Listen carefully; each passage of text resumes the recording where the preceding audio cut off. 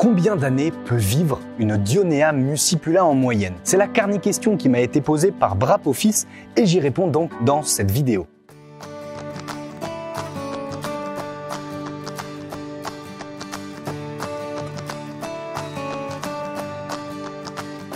Juste avant de rentrer dans le vif du sujet et te répondre quelle est l'espérance de vie d'une plante carnivore, voici donc la carni-question.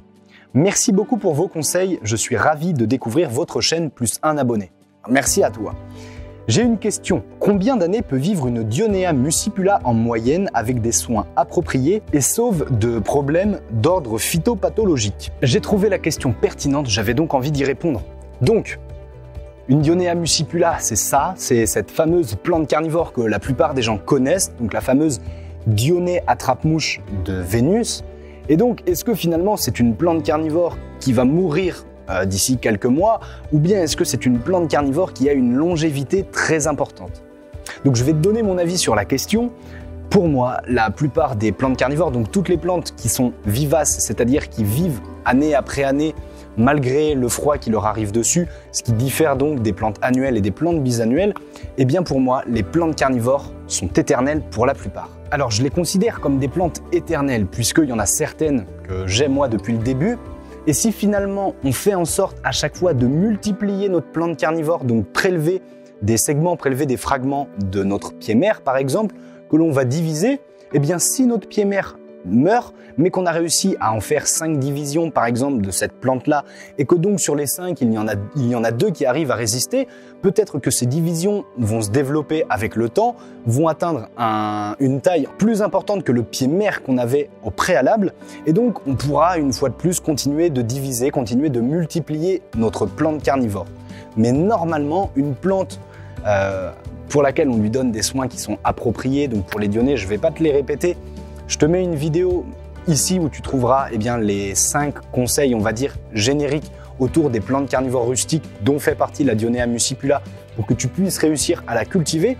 Mais à partir du moment où on lui donne des soins appropriés, ce sont normalement des plantes qui sont largement en capacité de vivre pendant plusieurs dizaines d'années. C'est vraiment l'avantage de travailler dans le vivant et de travailler donc avec des petits êtres vivants, des végétaux. Eh bien, c'est que ces plantes-là, normalement, si on s'en occupe bien, ne meurent pas. Et c'est comme ça que j'ai réussi à obtenir certaines plantes que j'ai depuis de nombreuses années et que j'espère bien continuer de conserver année après année. Et dans tous les cas, c'est quelque chose que j'ai déjà expérimenté, de perdre un pied mère, mais d'avoir réalisé des divisions dessus.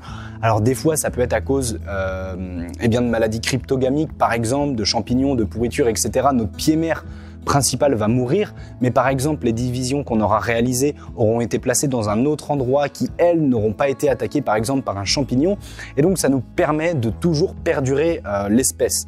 Et de toute façon, lorsque l'on va réaliser une division, donc une division de touffe par exemple, où on va venir détacher une partie par exemple là de la Dionea muscipula, on va dupliquer un clone à l'identique, contrairement par exemple parfois au semis. Ce qui fait que finalement, eh bien, c'est l'avantage par rapport à nous, êtres humains, c'est qu'on ne peut pas se couper un bras, le mettre dans de la terre par exemple et attendre que celui-ci pousse pour donner un nouvel être humain à l'identique du bras que l'on a prélevé. C'est l'avantage vraiment des végétaux pour le coup. On peut les multiplier un petit peu à l'infini et ça dépend bien évidemment de la taille de la plante. Donc voilà un petit peu ma réponse concernant l'espérance de vie des Dionea muscipula.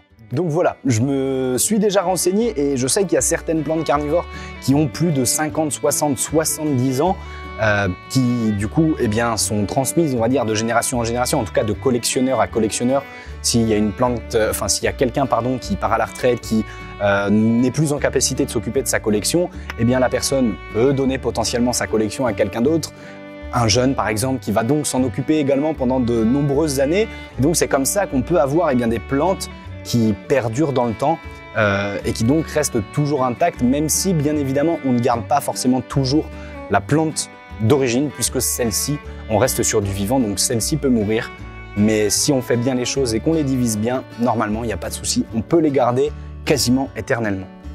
J'espère que cette vidéo t'a plu. Si tu as d'autres questions autour de faits extraordinaires, un petit peu comme ça, sur des anecdotes un petit peu plus particulières concernant les plantes carnivores, n'hésite pas à utiliser l'espace commentaire. Si ta question est pertinente, il y a de grandes chances que je la traite dans une prochaine carni-question.